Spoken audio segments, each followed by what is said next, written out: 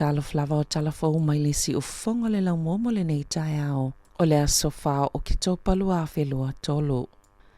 E se lia malilua tau sanga u whaasala ina i le whale pui pui, se tau le lea ona o le whaonganga se seo tupe lau whaila fonga. E tau wala atu il pol kalame o tatongi ena whaatupe ina i le malo, mo le tai melo COVID se fuluiva. O le tangina tu ina atu la matanga luenga o le atina enga o anga whesa o tai. Na ta ua le MSD, ele i le vona te tala il pol kalame, ai resi tala loa e wate soni fili moehala. Le Whālua Construction Limited i le ofisa o company e ono ni talo sanga pepelo na whaiele a tau le lea. Mo tutongi le company le ana ia restalaina e au fiele talo sanga mo moana ia whaia. Ai na oni na i tū la, talo na ia restalaina le kampani e tolu ana talo sanga na talieina ma ia mawaile tupe se lau lua sefulu ono afe lima se lau tolu sefulu lua tala ma le valu sefulu sene.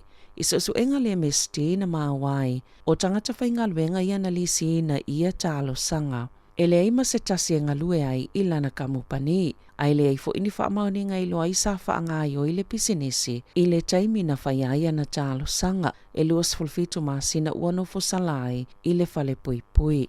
E fitu maasina uano whawaa ai fo i le tamaitai o Emma Martinson i Bay of Plenty na ia whaasise ina fo i le MSD i le alava polo kalame, mai sfulu whaafe ma le lima sfulu iwa tala lua sfulu sene. Se vai ngā tupe o le aia toe tatongi ina na ta ua le mtanga luenga e silia mal to tolu sfulu valu tangata ua mōlia le whaamsinonga. Ona o talo sanga pepelo le polo kalame o tatongi ia na whaatupe le malo i le taimi o le COVID se fulu iwa. E lata i le to olua se lau sui o le unia tangata whainga luenga le whale o loa tele o le Costco i au kilani i sisifo. O le atatongi li ta i lua sfulu ono tala lima sfulu sene le ito la, ma wailunga ato le lua sfulu ono tala o le living wage. Po le tutongi whaatulanga ina e mawhai o na ngā whatia le tau singa o se ainga o le amaua fo i le avanua e whaasolosolo atua i lava. I se si itanga i tolu sfulu tala i le ito la, tutongi lau whai ngā luenga pia mai a le whaatau sanga o ngā lulu e le company. Pe o na ta ua le whai lau tusi o le First Union, Bill Bradford.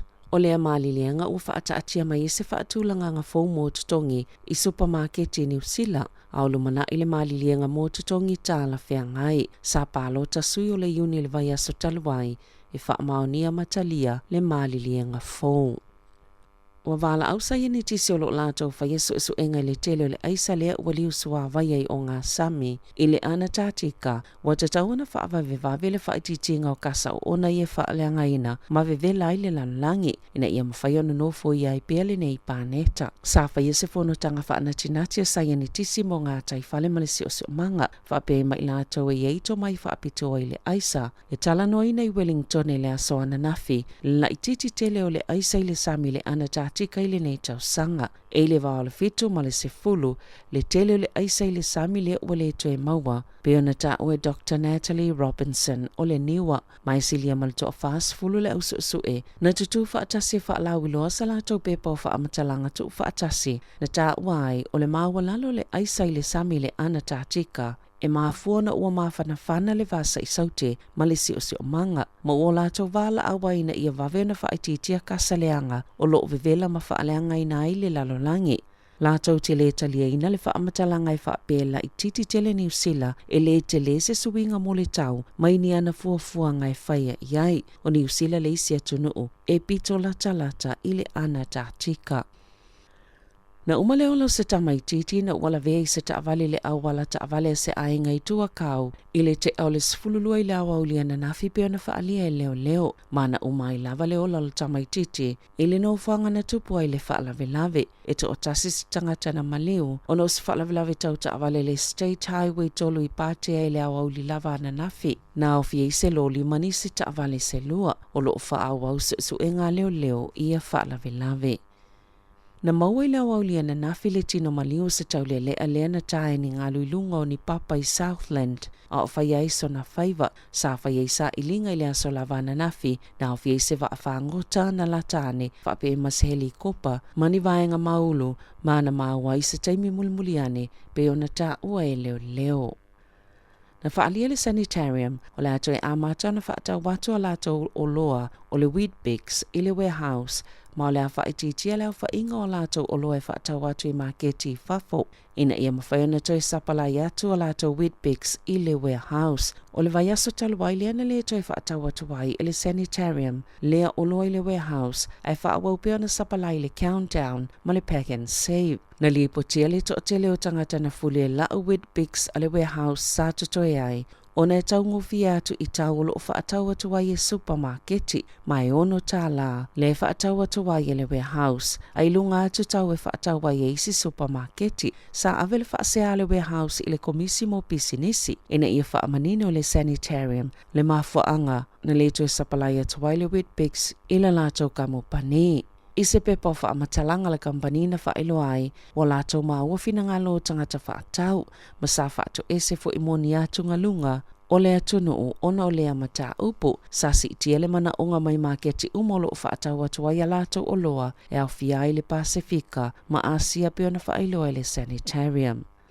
Ua folfola le vaenga whaupwhai le leipa, e visosani na whaalapotopotonga poni kampani o supermarketi Fou, whaaulu whale mai le atunu o, e whaupopo I tau vanga ia I tu aingo pisinisi, le olo o pule tutu ai whaalapotopotonga e lua. Olo o ta ue le leipa, e ona tu ina atu nino no ngā tupe, ini whaalapotopotonga o supermarketi Fou, po le visosani fo I le malo e whaamautuni ele mo I lātou, o lea folfolanga, na whaiele so upo le leipa mo mta uptau I pisinisi, ma tangata whaatau, Duncan Webb, I le amatanga le vai aso nei, na tāwe Webb, sao lātou tala noi whaalapotopotonga, po kampani o loo fia whaatino ina I tu aingo au onanga, pe taina o lātou tā ua, o loo iei vaenga o loo whaawhainga tāma polokai, ma o lo folfolanga le leipa, ia vi esea vaenga o loo whaalavilavi ai, ai tu iei le fisosoani lātou te mo umiaina.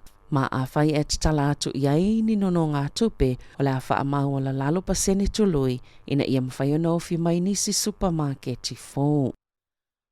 Ua whautua ina le sui tau wale vaenga whaupwhai o le Opportunities Party po le top, o Raf Manchi le taitai o le National Christopher Luxon, ina ia whaase e ese la lātou sui tau wā. Mai le tau wanga sui o le nufua whaapalo tā ilam, ina ia mawhai anō fiatu ni whaipule la lātou vaenga whaupwhai le pāle mene. E le toi whaalangolango ai Luxon ia wau vasamana I Winston Peters, mali New Zealand First, e whauwai se whainga malo Fou, o Hamish Campbell le sui tau wale National I ilam, ma Natali Luxon, o la natau longolongo I tangata New Zealand, ai toi sfultasi aso o I le whainga palota, o I lātou lava I pule, ma e whaia lava I lātou le whaai unga, na Sāmoa Campbell, e le se fuafuanga I whaase e se mai e le tauwanga o sui o lo lātou I tō mālo, ma o lo o mālo si lava, ma le leia lātou whaatou sina. I ta'alonga, o mai ona filifilia le awal fetu Sāmoa whaape ma le awal e toa Sāmoa mo taamilusanga le Pacific Championships o le lua whelua tolu o le awa tamaitai o Anasi Safia, Tafawa Sawa, Pihuka Berryman Duff, Destiny Briel, Michaela Ellie, Chitaya Faifua, Fiona Yankee, Tamara Leati, Angelina Leatawa, Bete Salio, Siena Lofipo, Taylor Mapusua, Destiny Mino Sinipati, Anetanu Ausala, Pauline Pilia Erasabeo, Christian Pio, Malaila Sua, Lindsay Tui, Janelle Williams, Manayol Williams, Guthrie, Olifaya Onga, Jamie Soward. O le awale toa Samoa o Filifilia, Jesse Arthurs, Dejon Asi, Gordon Chan Kum Tong, Stephen Crichton, Swallow V. Fa'alongo, Royce Hunt, Luciano Leilua, Connolly Lemuelu, Spencer Leniu, Halem Luki, Greg Marciu, Justin Matamua, Tyrell May, Carl Oloapu, Keenan Palacia, Junior Paulo, Isaac Tango, Mari Taulangi, Yang Tonu Maipea, Brian To'o, Mustefano Utoi Kamanu. O le whaia o ngaulu o Ben Cardina. Tala Fou ia malisi o fonga le lau moa, mo le nei tai ao.